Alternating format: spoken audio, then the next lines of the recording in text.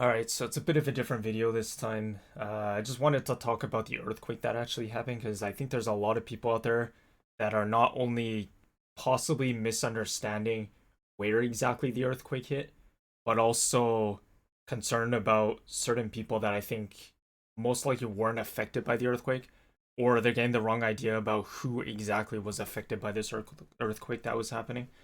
So, first things first, to get out of the way, I'm fine. My whole family's fine. All my friends, everyone like that are surrounding me. Everyone's perfectly fine. So the earthquake actually hit yesterday on January 1st, unfortunately, so 2024, at around, I think it was just after 4 p.m., I believe it was. It was a magnitude 7.6 initially that hit Ishikawa Prefecture on the western side of Japan. I'm on the eastern side of Japan.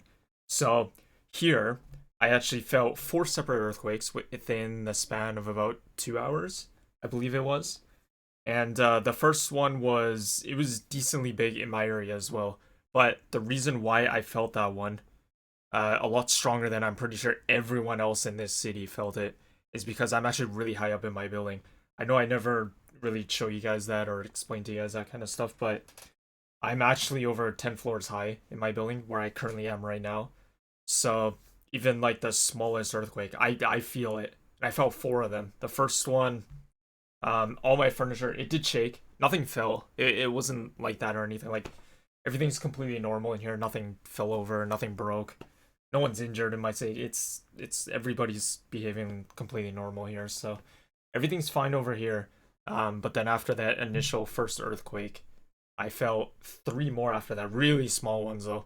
The only way you could tell that there were earthquakes after the first one is you could just see small little things that were hanging in my room. For example, all my clothes hanging here. It just started little by little, just swinging back and forth. So you could tell that there was an earthquake. That's one way. So I felt three of those after the initial one. But aside from that, nothing happened on the east side. Everyone in Tokyo is fine. Chiba, Osaka felt it a little stronger than my area, but even over there, they're perfectly fine.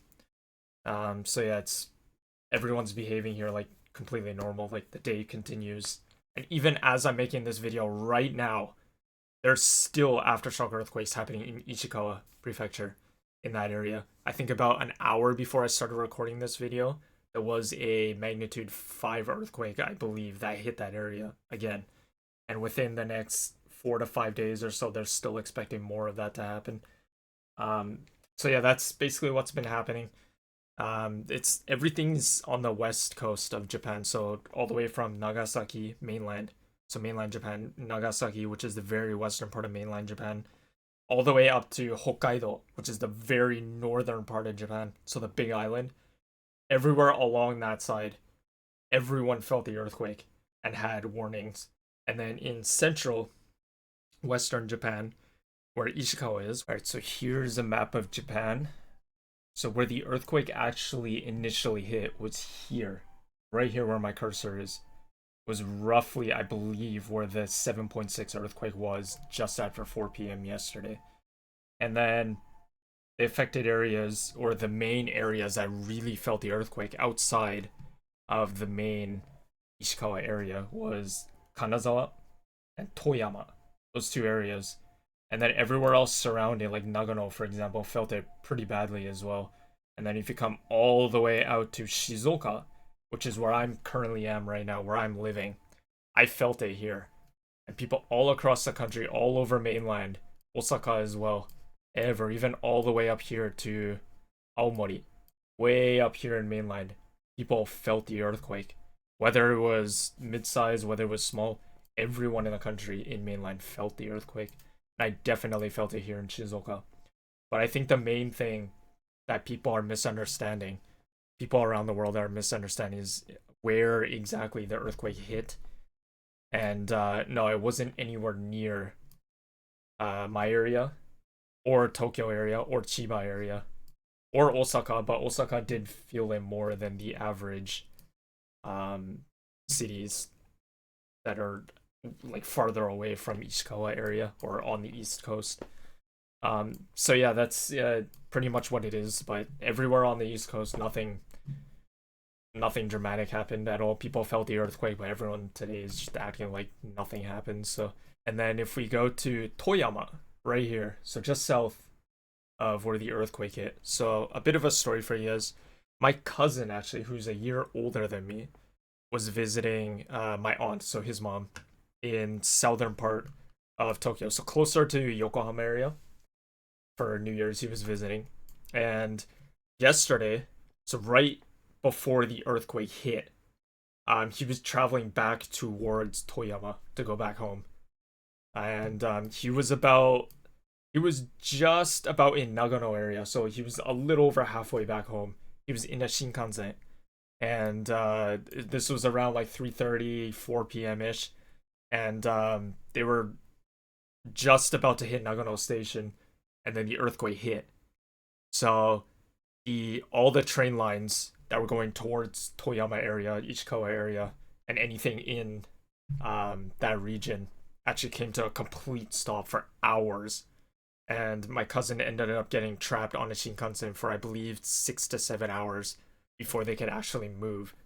So what happened was um, the train decided to stop in Nagano Station, even though it was supposed to go all the way up here to Toyama. So they stopped at the major station in Nagano, and then my cousin had to come all the way back to Tokyo. So he had to take I don't know what exactly he did, but I believe he took another Shinkansen that came back east to Tokyo, and now he's in Tokyo, even though he should be back home in Toyama. But because of all that, he's very, very lucky, and I'm really glad that he was not in Toyama yesterday when the earthquake happened. He's very lucky that he was on the East Coast. Yeah, he was trapped on a Shinkansen for I believe 6 to 7 hours. And then initially, after about 4 to 5 hours, they were told that everyone that was on the train might actually have to sleep on the train overnight, and they wouldn't be able to move till morning just because it was too dangerous, all the aftershocks that were happening. Of course, it was dark already. I'm not entirely sure what the process was after that for him, but what I do know is he did end up getting off at Nagano Station, which was not the station that the train was supposed to initially stop at, but they decided to because that was the closest major station they could stop at. And then everybody had to turn around and come back east on a different train. So pretty fortunate that yeah, he was not on the west coast. He's very lucky. But out of the things that have happened and things that are happening still currently as I'm recording this video, it's pretty crazy as to the damage that happened. And Ishikawa area, Hanazo area, Toyama area, there's a lot of how do I say it? There's a lot of old structures, a lot of old buildings. It's like a lot of really old traditional houses, possibly apartment buildings as well, stuff like that, um, that still remain and that people were living in, and a lot of those were actually completely destroyed. Like I'm talking like completely destroyed. Like you couldn't even tell there was a building there because there were so many old structures that were destroyed because they were just too old, and they were made out of infrastructure that just wasn't suitable for withstanding a large earthquake.